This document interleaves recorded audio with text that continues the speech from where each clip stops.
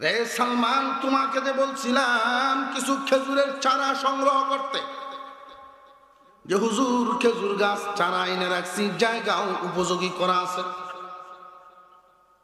আল্লাহর রাসূল সাল্লাল্লাহু আলাইহি ওয়াসাল্লাম ওই খেজুর গাছগুলো এক একটা হাতে নেন, খেজুরের চারার সাথে উনি কথা বলেন। আল্লাহর নবী সাল্লাল্লাহু আলাইহি ওয়াসাল্লাম খেজুর চারার সাথে কথা বলেন, আমি মুহাম্মদ, আমি আল্লাহর রাসূল মুহাম্মদ বলতেছি, 1 বছরের ভিতরে বড় হইবা, খেজুর ধরবা, আবার ফাঁকায় দিবা। বাগান লাগায় দিলেন, 1 বছর, এর ভিতরে তোমার সম্পূর্ণ শর্ত পূরণ হবে। সালমান, দ্বিতীয় শর্ত হইল কয়েক কেজি ওজনের একটা স্বর্ণের চাকা দেওয়া। একটা পাথর নিয়ে আসো, সামনে এক পাথর আছে, আল্লাহর রাসূল ফু দিলেন, ওই মুনিবের হাতে এই পাথর স্বর্ণের চাকা হয়ে গেছে। আমি নবীর উম্মত, নবী শ্রেষ্ঠ, নবীর শ্রেষ্ঠ উম্মত আমরা, কিন্তু কাজ করি সব কম দামা। হুজুর সাল্লাল্লাহু আলাইহি ওয়াসাল্লামের জবান মুবারক এমন জবান, বের হইতে দেরি, কবুল হইতে দেরি না। হুজুর আকরাম সাল্লাল্লাহু আলাইহি ওয়াসাল্লাম মনে মনে ভাবতেছেন, আমি দোয়া করি পাহাড়টা যেন স্বর্ণ হয়ে যায়। যদি এই পাহাড় স্বর্ণ হয়ে যায়, ওরা না হয় স্বর্ণ নিল, এরপরেও তো ইমান তো আনলো।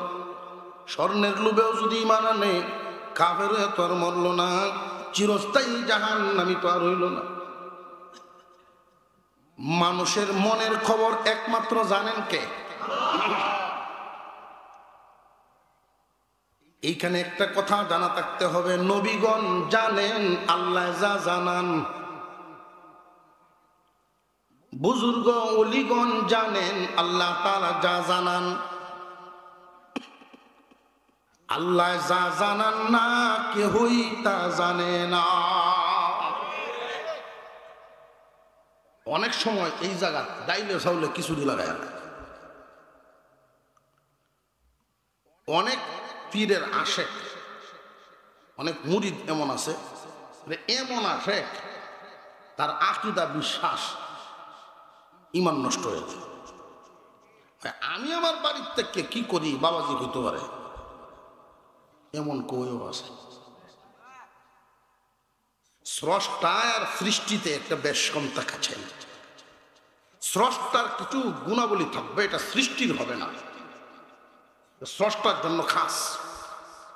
স্রষ্টাকে স্রষ্টার জায়গায় রেখে পীরের সম্মানের একটা মাপ কাটিয়েছে, উস্তাদের সম্মানের একটা মাপ কাটিয়েছে, মা বাবার সম্মানের একটা মাপ কাটিয়েছে, রসুলের সম্মানের একটা মাপ কাটিয়েছে, আল্লাহর মর্যাদারও মাপ কাটিয়েছে।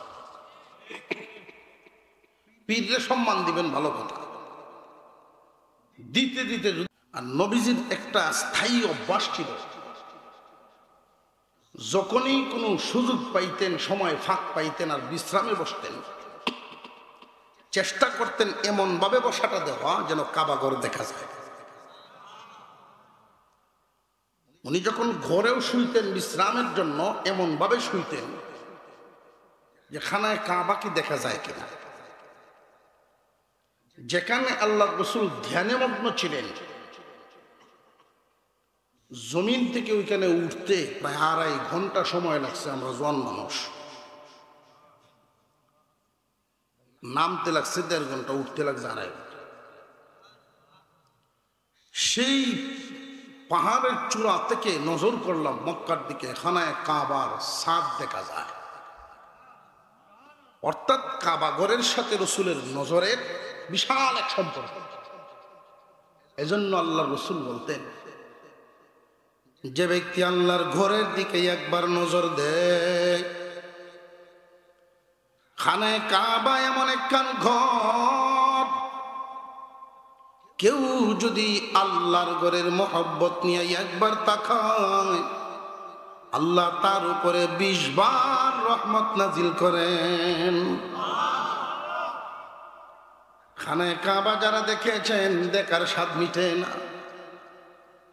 আল্লাহর ঘর তো এমনই একখান ঘর, পৃথিবীর যত সুন্দর গড়েই হোক না কেন, যত দামি গড়েই হোক না কেন, একবার, দুইবার, 5 বার, এরপরে আর এত আগ্রহ থাকে না। কিন্তু মুমিন মুসলমানের অন্তরে আল্লাহর ঘরের মহব্বত এত বেশি পরিমাণ, যতদিন বেঁচে থাকবে ততদিনই দেখতে চাইবে। হুজুর সাল্লাল্লাহু আলাইহি ওয়াসাল্লাম পাহাড়ের সাথে হেলান দিয়া বসা জাবাল আবু কুবাইস খানায়ে কাবার দিকে তাকায় আছেন। এমন সময় একদল মানুষ আল্লাহর পয়গম্বরের কাছে আইসা জিজ্ঞাসা করে, মুহাম্মদ, শুনছি তুমি নাকি নবী হইছো, আল্লাহ একজন আছেন, তুমি নাকি নবী। ও মুহাম্মদ, তোমার আল্লাহ নাকি সর্বশক্তিমান, তুমি সেই সর্বশক্তিমান খুদার নবী? বলে হ্যাঁ। এই লোকগুলো এমন ভাবেই কথাটা ছাড়লো নবীজির সামনে। মুহাম্মদ, আমরা এখানে যারা আসছে আমরা সবাই শিক্ষিত মানুষ, আমরা জানি ইতিহাস, যুগে যুগে যত পয়গম্বর দুনিয়াতে এসেছেন, সমস্ত পয়গম্বরদেরকে আল্লাহ কোনো না কোনো মুজিজা দিয়ে পাঠাইছেন। তোমার আল্লাহ যদি সর্বশক্তিমান হন, তুমি যদি সেই শক্তিমান আল্লাহর নবী হইয়া থাকো, তাহলে আমরা একটা কথা বলতে চাই, প্রমাণ করো যেই পাহাড়ের সাথে হেলান দিয়া বসা জাবালে আবু কুবাইস, ওই পাহাড়টাকে স্বর্ণের পাহাড় বানায় দাও, তাহলে তোমার আল্লাহ যে শক্তিশালী, ক্ষমতাবান, আর তুমি যে তার সত্য নবী, এটা বিশ্বাস করব, ঈমান আনব। তুমি যেই পাহাড়ের সাথে হেলান দিয়ে বসা, তুমি যদি ওই পাহাড়টাকে স্বর্ণের পাহাড় বানাতে পারো, তাহলে তোমার আল্লাহ যে শক্তিমান, তুমি সেই শক্তিমান খুদার নবী, এটা বিশ্বাস করব, ঈমান আনব। আল্লাহর রাসূল সাল্লাল্লাহু আলাইহি ওয়াসাল্লাম উনি যে আল্লাহর সত্য নবী, এতে কোনো সন্দেহ আছে? নার আওয়াজটা সবাই দিছে না, কেউ আছে জামডি মেরে বই দিছে। এখন আল্লাহর নবী যে সত্য নবী, এতে কোনো সন্দেহ? আর আল্লাহ যে সর্বশক্তিমান, এতেও কোনো সন্দেহ? তারার এই প্রশ্ন করার উদ্দেশ্য হইল যে তুমি এক আল্লাহর দাওয়াত দাও, তোমার এই এক খুদায় আমরা সকল সমস্যা সমাধান কেমনে করব? আমরা তো অনেক খুদার ইবাদত করি, এরার খুদা কি একটা? বহুত। একজনের সম্পদ দেয়, এক খুদায় বাচ্চা কাচ্চা দেয়, আরেক খুদায় শিক্ষা দীক্ষা দেয়। কোন কোন মতাদর্শের, কোন ধর্মের মানুষদের কাছে 33 কোটি দেবতা। বুঝে আসতেছে? কেউ বলে আল্লাহ 2 জন, কেউ 3 জন, কেউ বহুজন। তুমি একজনের যে দাওয়াত দেও, এই এক খুদায় কি সকল সমস্যা সমাধান করতে পারবো? না, বুঝে গেল টানে আসছে।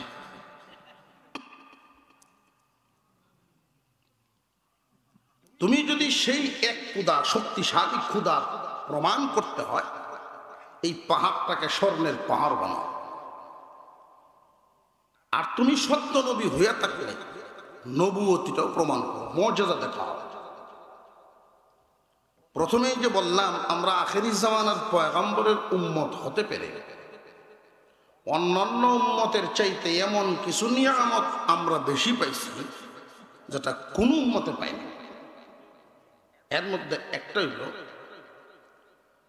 হুজুর সাল্লাল্লাহু আলাইহি ওয়াসাল্লাম বলেন, আমার উম্মত জান্নাতে যাওয়ার আগে কোন পয়গম্বরের উম্মত জান্নাতে ঢুকতে পারবে না। আর একটু জোরে কোন। আরেকটা নিয়ামত হলো অন্যান্য নবীগণের উম্মতেরা নামাজ আদায় করার জন্য আল্লাহর কুদরতি পায়ে সেজদা দেওয়ার জন্য নির্দিষ্ট জায়গায় যেতে হতো, মসজিদ যেখানে ছিল। কিন্তু এই উম্মতের জন্য আল্লাহ পাক তাম পৃথিবীর জমিনটাকেই মসজিদের হুকুম করেছে। এই উম্মত যদি গৃহস্থী করে হাওরের ক্ষেতের আইন দাঁড়ায় নামাজ আদায় করলে নামাজ হয়ে যায়। এমনকি আল্লাহ এত খুশি হন, ফেরেশতারা রে তোমরা তো বলছিলে আমার ওই মানুষগুলো শুধু মারামারি আর কাটাকাটি করবে, রক্ত জোরাজুরি করবে। দেখো দুনিয়ার কাজ আমারে বলাইতে পারে নাই, দুনিয়ার ব্যস্ততা আমি আল্লাহরে বলে নেই। দেখো খোলা আসমানের নিচে পুলিশের কোনো ভয় নেই, সমাজের বৎসনার কোনো ভয় নেই, একমাত্র আমার মহব্বতে আমার সামনে দাঁড়ায় গেছে। বান্দার এই হাওরের সেজদাটার ওজন অনেক বেড়ে যায়। আখিরি জামানার পয়গম্বরের উম্মত অন্যান্য উম্মতের চাইতে আরেকটা বোনাস রইল, কাজ করবে কম, বদলা হইব বেশি। নামাজ পড়বো আমরা 5 ওয়াক্ত, সওয়াব পাবো 50 ওয়াক্ত। এইরকম বদলা বলতে বলতে রাত শেষ হয়ে আখিরি জামানার পয়গম্বরের উম্মত হতে পেরে আমরা যে কি পাইলাম বলা শেষ হতো না। সেই আল্লাহর শুকর আদায় করি যে আমাদেরকে বানাইছেন তিনি দয়া করে শেষ নবীর উম্মত। সকলেই জবান খুলে বলেন আলহামদুলিল্লাহ।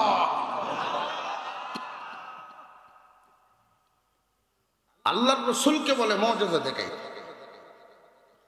রসুলকে আল্লাহ পাক মুজিজা দিছেন না দিছেন না? আদম আলাইহিস সালাম থেকে নিয়ে ঈসা আলাইহিস সালাম পর্যন্ত সমস্ত নবীকে, সমস্ত নবীগণকে মিলে যেই পরিমাণ মর্যাদা দিয়েছেন, আমার আপনার পয়গম্বর একাই এর চাইতে বেশি মর্যাদা পাইছেন।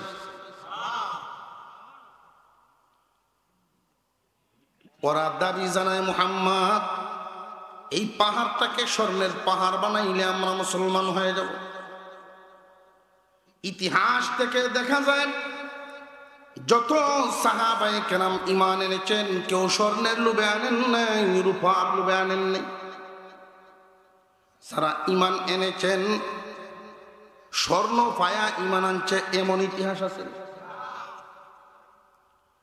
আল্লাহর নবী সাল্লাল্লাহু আলাইহি ওয়াসাল্লাম নরম দিল, দরদি দিল, মনে মনে উনি ভাবতেছেন স্বর্ণ পায়াও যদি ঈমান আনে, স্বর্ণ পায়াও যদি ঈমান নিয়ে আসে, তবু তো চিরস্থায়ী জাহান্নাম থেকে বাইচা গেল। বুঝতেছেন?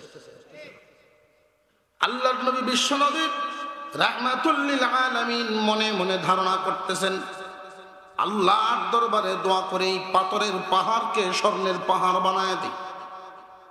কারণ রসুলের জবান মুবারক তো এমন এক জবান, যেই কথা বের হইতে দেরি কবুল হইতে দেরি নেই। আর হুজুরে কন বাইরুল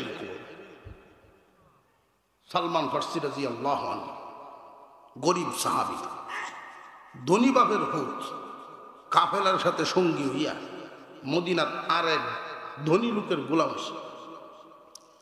আল্লাহর রসুলের দরবারে আসা যাওয়া করেন, ঈমান আনছে। মালিকে সংবাদ পায়া বাধা দিচ্ছে, হয়তো মুহাম্মাদের কাছে থাকো আর না হয় আমার কাছে থাকো।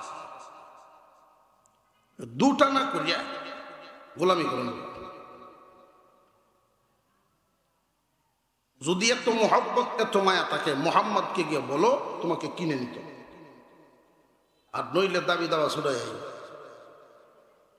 আল্লাহর রসুলের কাছে শেষ সাক্ষাতের জন্য গেল। চেহারা মলিন, সালমান চেহারা মলিন, কারণ কি? হুজুর আমার মালিক নিষেধ করেছেন, আগামীকাল থেকে আর আসতে পারবো না। মনের সব কথা যখন খুলে বলল, আল্লাহর পয়গম্বর বলেন তোমার মালিককে গিয়া বলবা তোমার দাম কত, কি হইলে বিক্রি করব, ওই খবরটা নিয়ে এসে। মনটা খুশিতে ভরে গেছে। বিশ্বনবী এমন কথা বলছেন, আশার আলো জাগছে। মালিক আল্লাহর পয়গম্বর বলেছেন কত হইলে বেচবেন? ইহুদি মুহাম্মদকে ভালোবাসে না মনে মনে জ্বলে? সিনচেন তো হেরা দেয়।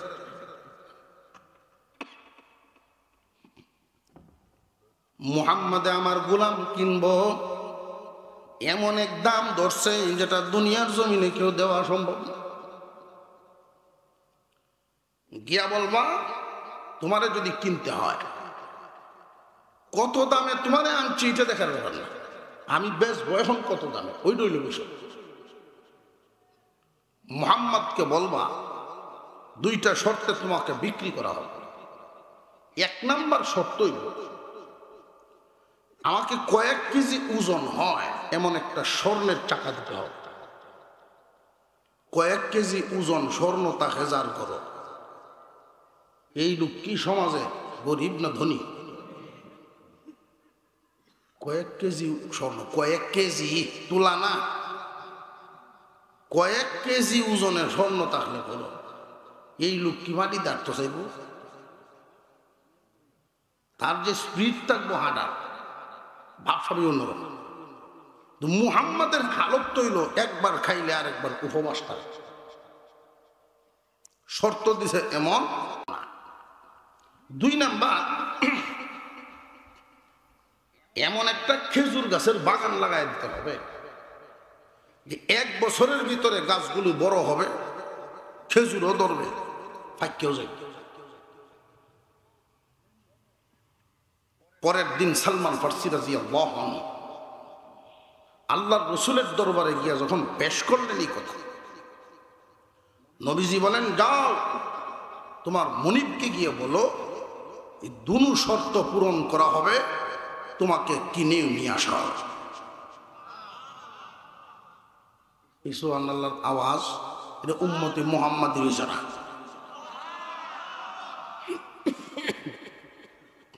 সন্ধ্যার পর থেকে এই পর্যন্ত বসছেন, বুঝতেছি অনেকের কষ্ট হইতেছে।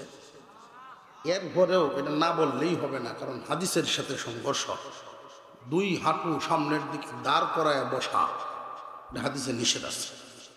এভাবে হাঁটু দাঁড় করায় দুনো ঠ্যাং খারাপ করে বল না, এটা নিষেধ। অন্যভাবে আপনি যেভাবে অন্যভাবে বসে।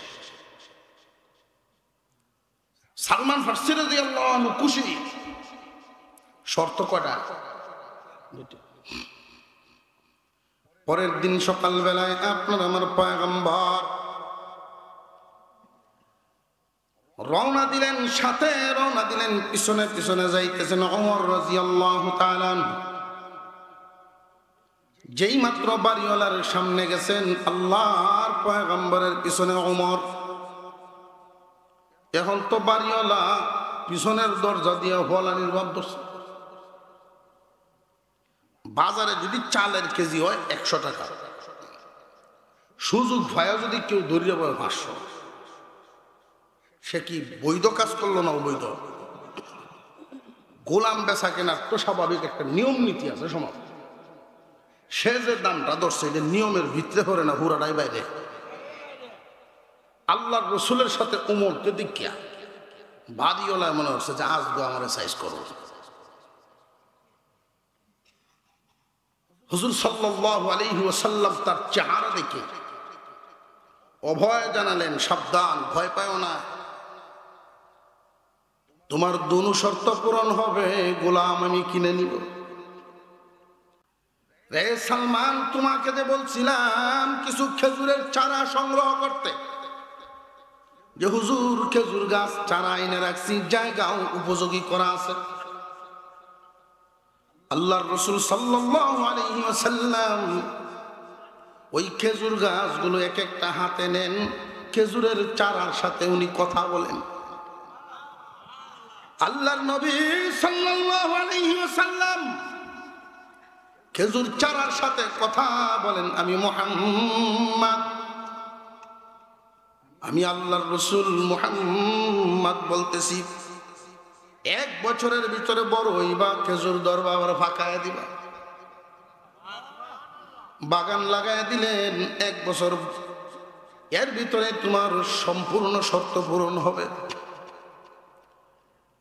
সালমান, দ্বিতীয় শর্ত হইল কয়েক কেজি ওজনের একটা স্বর্ণের চাকা দেওয়া, একটা পাথর নিয়ে আসো, সামনেই এক পাথর আছে, এনে দিছে। আল্লাহর রাসূল ফু দিলেন, ওই মুনিবের হাতে এই পাথর স্বর্ণের চাকা হয়ে গেছে। আমি এই নবীর উম্মত। নবী শ্রেষ্ঠ, নবীর শ্রেষ্ঠ উম্মত আমরা, কিন্তু কাজ করি সব কম দামা। হুজুর সাল্লাল্লাহু আলাইহি ওয়াসাল্লামের জবান মুবারক এমন জবান, বের হইতে দেরি, কবুল হইতে দেরি না। হুজুর আকরাম সাল্লাল্লাহু আলাইহি ওয়াসাল্লাম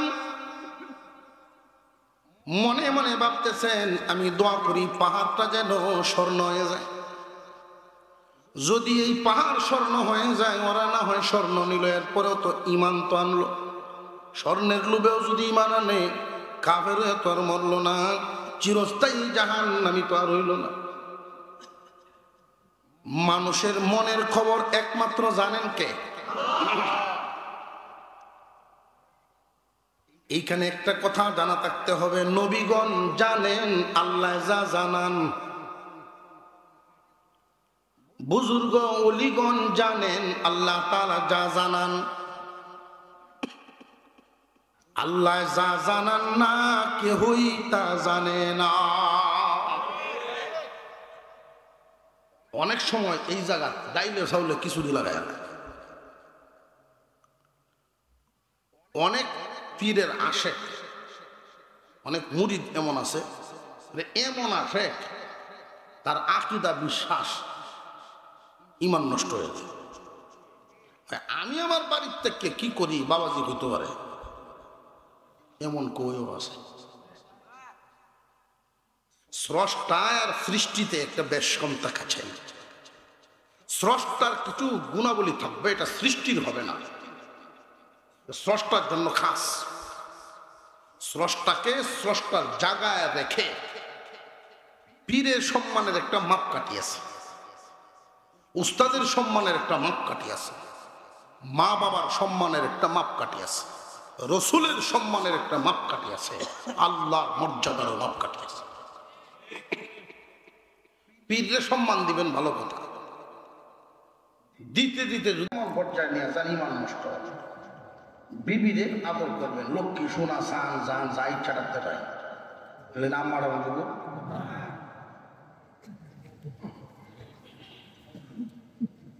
হুজুর সাল্লাল্লাহু আলাইহি ওয়াসাল্লাম আল্লাহর রাসূল মানুষের মনের খবর জানেন। মনের খবর জানেন কে? আল্লাহ। আল্লাহ পাক রব্বুল আলামিন জিবরাইল আলাইহিস সালামকে পাঠায়া দিলেন, ও জিবরাইল, আমার দুস্থ দোয়া করে বসবে, এর আগেই খবর নিয়ে যান, গিয়া বলেন এদের উদ্দেশ্য বলা। ওরা স্বর্ণের পাহাড় বানায় দেখবে, স্বর্ণ নিবে, কিন্তু ইমান আনবে না।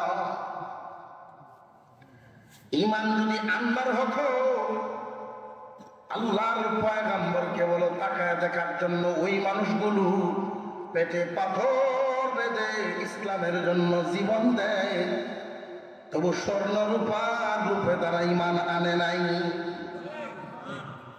যে যেটা চিনে অনেক দাম দিয়ে কিনে, যে যা বুঝে কষ্ট হইলেও বুঝে, যে যা চিনে না এমনি দিলেও নেয় না। আমরা এখানে যারা আছি এমন কি কেউ আসেননি যে ইমান আনার কারণে বাড়ি ছাড়ন লাগছে? এই জন্য ইমানের দাম কম। এখানে তো এমন কেউ নাই যে ইমান আনার কারণে নির্যাতন ভোগ করা লাগছে। ইমানের জন্য নির্যাতন ভোগ করি নাই, ইমানের জন্য বাড়ি ঘর ছাড়ি নাই, সম্পদ হারাই নাই। এই কারণেই ইমানের কদর আমরা কম বুঝি। যেই জিনিসটা অর্জন করতে কষ্ট হয় কুরবানি হয়, যেই বস্তুটা অর্জন করতে কুরবানি দিয়ে অর্জন করা হয় তার কদর দিলের ভিতরে পয়দা হয়। যারা ইমানের গুরুত্ব বুঝেছেন, বাড়ি ছাড়ছেন, ঘর ছাড়ছেন, আত্মীয় স্বজন ছাড়ছেন, এমনকি জীবন হারাইছেন, ইমান হারান না। জিবরাইল আলাইহিস সালামকে আল্লাহ পাক বলেন, জানায় দিন আমার পয়গম্বরকে, আমার দুস্থকে জানায় দাও, উনি যেন দেখেন ওনার সাহাবীদের দিকে। আর ওরা মর্যাদা দেখতে আসছে, আমার দুস্থকে আমি মর্যাদা দিছি এই পরিমাণ, সকল নবীগণকে দিছি যেই পরিমাণ, বরং এর চাইতে আমার দুস্থরে বাড়াইয়া দিছি। আল্লাহর পয়গম্বর যখন মদিনায়, সকল সাহাবীরা মিলে সংখ্যা তেমন বেশি না, হঠাৎ খবর জিবরাইল আলাইহিস সালাম আপনার আমার পয়গম্বরের কাছে সংবাদ নিয়ে আসলেন, ইয়া রাসূলুল্লাহ, ইয়া হাবিবাল্লাহ, আপনি তো খবর রাখেন না, ইসলামের বিরুদ্ধে ষড়যন্ত্রের মিটিং হচ্ছে, ইসলাম দুনিয়ার থেকে কেমনে মুছে দেওয়া যায় মিটিং হইতেছে মক্কায়। মক্কার বিভিন্ন গোত্রের নেতারা একসাথে হয়ে গেছে, আপনার এই মদিনা থেকে ইহুদি অনেক সর্দার লাগে মিটিংয়ে শামিল। এমন ভাবে মজবুত তারা একটা ইউনিটি করতেছে, ঐক্যবদ্ধ হয়ে চতুর্দিক থেকে মদিনায় হামলা করবেন। একজন মুসলমানও যেন জমিনে আর জিন্দা না থাকে, এমনকি আপনাকেও মেরে ফেলার জন্য পায়তারা করে। ইয়া রাসূলুল্লাহ, ইয়া হাবিবাল্লাহ, চিন্তার কোনো কারণ নাই, আপনার কোনো কারণ নাই, কারণ আপনার সাথে আছেন কে? তবে উসুল হলো আপনি আপনার সাহাবীদেরকে নিয়ে মোকাবেলা করার প্রস্তুতি নেন, মাঠে নামেন, সাহায্য করবেন আল্লাহ। আগে মাঠে নামবেন, আর আমরা তো খালি দোয়া করি।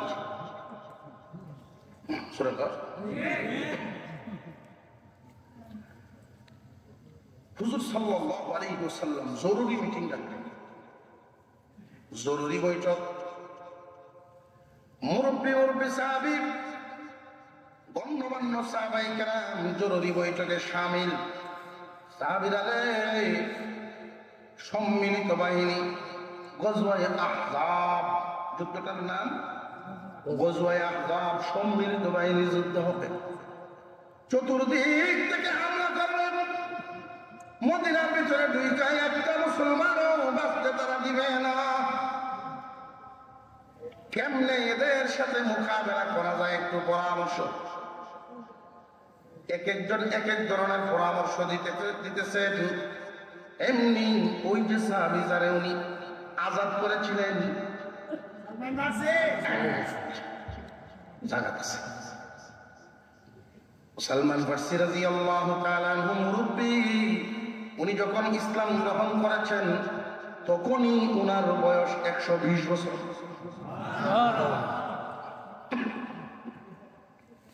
উনি আল্লাহ রাসূলের অনুমতি চান, হুজুর যদি অনুমতি দেন আমি একটা মতামত দিতাম। ইয়া রাসূলুল্লাহ, ইয়া হাবিবাল্লাহ, আমার এই জীবনে রুম এবং পারস্যের অনেক যুদ্ধ নিজের চোখে দেখছি গো নবী। আমি একটা মতামত দেই, ওরা চতুর্দিক থেকে মদিনায় হামলা করবে, আমাদের লোক সংখ্যাও কম, অস্ত্রের সংখ্যাও কম। সুতরাং ওদের সাথে যদি মোকাবেলা করা লাগে কৌশল আমাদের অবলম্বন করা লাগবে। নবীজি গো, আল্লাহর কুদরতি ভাবেই তো মদিনা শহরটা এমন ভাবে আল্লাহ রাখছেন, পাহাড়ে ঘেরা, খেজুরের বাগানে ঘেরা। শত্রু পক্ষ যদি ভিতরে ঢুকতে পারে চতুর্দিকে হামলা হবে, আর যদি ভিতরে এরিয়াতেই ঢুকতে না পারে হামলা করতে পারবে না। মদিনার যদি ঢুকতে হয় একটাই মাত্র রাস্তা, একদিক খোলা। চলুন আমরা এই দিক থেকে খাল খনন করে ফেলি, খাল টপকাইতেও পারবে না, ইচ্ছা মতো মদিনায় ঢুকতেও পারবে না। বুড়া বুদ্ধি কি বুঝে? এই জন্য আল্লাহ রাসূল বলেছেন, হাদিসের মধ্যে আছে, যেই সমাজের মধ্যে বয়স্ক মানুষের সংখ্যা বেশি হয় এখানে আল্লাহর রহমতও বেশি, মুরব্বীদের কদর বেশি বেশি করবো, আল্লাহ তোমার ইজ্জত বাড়ায় দিবেন। কিন্তু আফসোসের সাথে বলতে হয়, শ্রেষ্ঠ নবীর শ্রেষ্ঠ উম্মত হইয়া এমন কিছু দোষ আমাদের উপরে নাজিল হইতেছে,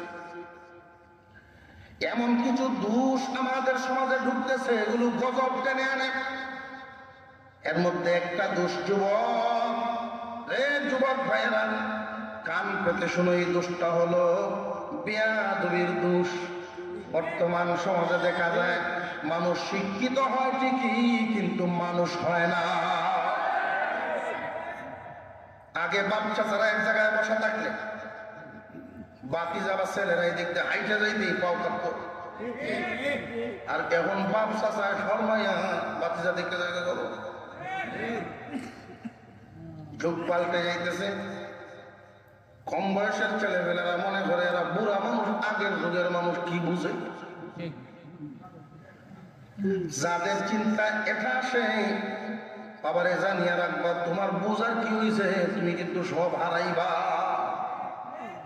বাপ কাঁচামালের ব্যবসা করে, তো ফুল মোটামুটি একটু বড় হচ্ছে, প্রায় সময় বাপের এই কথা, কিতা বুঝো দুনিয়াদারি যে কিতা বুঝো। বাবা রে বুঝছে ব্যক্ত রয়েছি, কিতা বুঝাবেন তো, ফুতের সাথে তর্ক কিতা করা বুঝাবেন তো। এক বস্তা আলু নিয়েছে বাজারে বিক্রি করার জন্য, ছেলে বিকাল দিক দিয়ে গিয়ে দেখে 2-3 ঘন্টা বাপে অর্ধেক বস্তা ব্যস্ত হচ্ছে। এর তো সময় হয়েছে, এক বস্তা আলু হনবস্তা করো। ওই ব্যবসা করা কঠিন কাজ, ধৈর্যের সাথে করা। তুমি উঠো, আমি বই, তুমি বইবা বলে খুব ভালো, আমি আসরের নামাজ ধরে এক কাপ চা খাই, ওজু করে আসরের নামাজ করে এক কাপ চা খাই আইতে গেলে 20-25 মিনিট ঘোরান দিয়ে আয়া দেখে যেই আলু আছেন সব বেচছে, ওটা ভাল্লা হতো 2টা। এত তাড়াতাড়ি কেমনি কি করলাম? পুঁতে জব দেয়, ব্যবসা জানান লাগতো না, ব্যবসা তো তোমার আগে জানান লাগতো, করিবা হলো তোরা ভালো হয়েছে, কত রেবের চলবা, কখন রটিয়া গেছি, কবি তো কি নাই বেটা,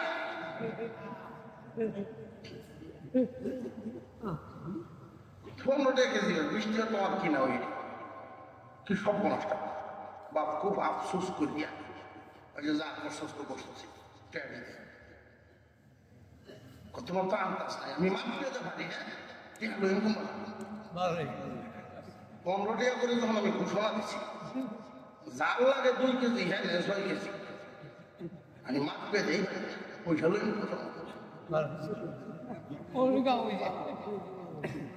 লাভও গেছে, আসলও গেছে, আমও গেছে, ফলাও গেছে। যদি বড়দের চাইতে কেউ বেশি বোঝার চেষ্টা করে, আসলে দেব। সালমান ফারসি রাদিয়াল্লাহু তাআলা আনহু মতামত দিলেন, অনুমতি যখন চাইছেন, নবীজি বলেন, হ্যাঁ আপনি দাঁড়ান, কি বলবেন বলেন, কারণ বয়স্ক মুরব্বীদেরকে সম্মান করা আমি রাসূলের আদর্শ। আল্লাহ রসুলের এই একটা আদর্শ যার মধ্যে জিন্দা থাকে সে সম্মানী হয়।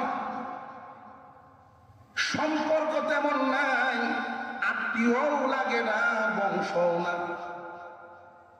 মুখ পরিচয় গ্রামের মুরব্বী, আচার আচরণের দিক থেকে এতটাই ভদ্র যুবক, মুরব্বীর দিল থেকে তার জন্য দোয়া আসে। জানিয়ে রাখবেন মুসলমান যুবক ভাই, মুরব্বীদের কলিজা ছিলা দোয়া, হৃদয়ের ইংরেজ দোয়া।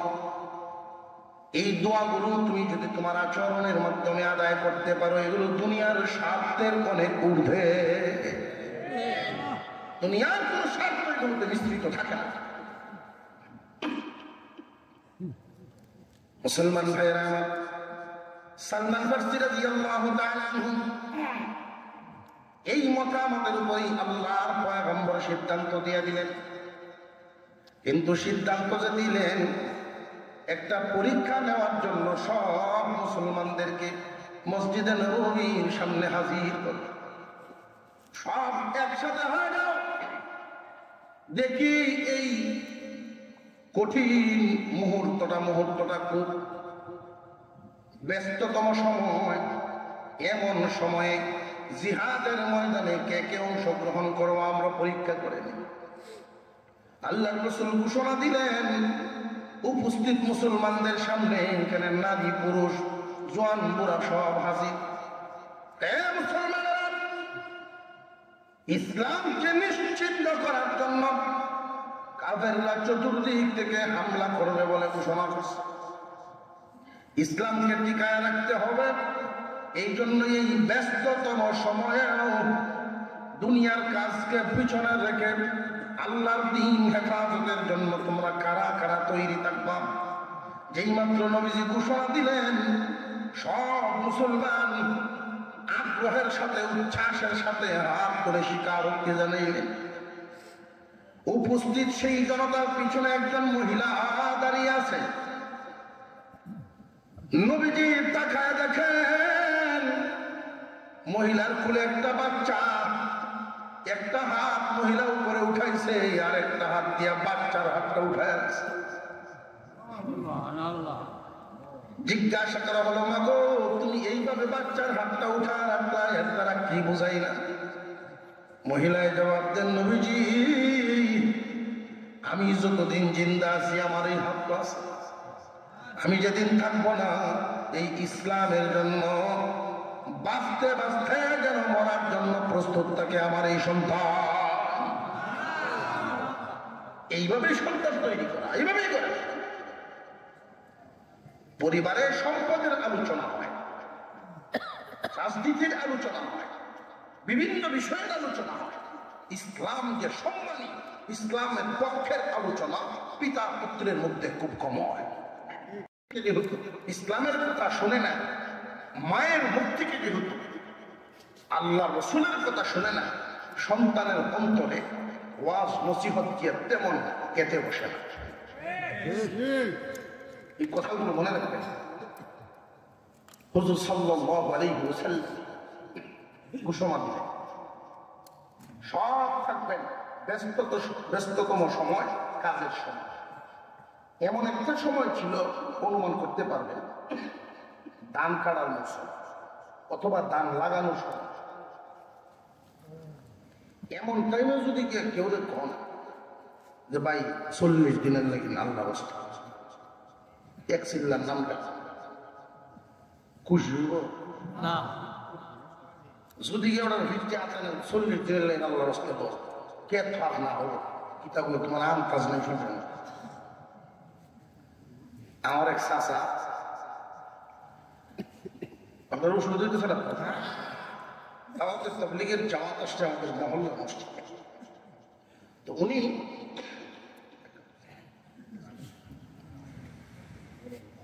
ওনার ছেলেরা কেউ বাড়িতে নেই, সব জমি আদি দেওয়া, এক ক্ষেত করে খোলা ক্ষেত ক্ষেত ফেঁকছে, জ্বালা ঢালা ভাঙছে, কামলা ভোলা উঠেছে আগের দিন রাত্রে।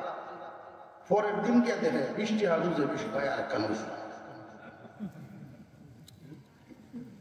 কথা বলার উদ্দেশ্য হলো দুর্নীতি শিল্পপতি আর কুটিপতি না,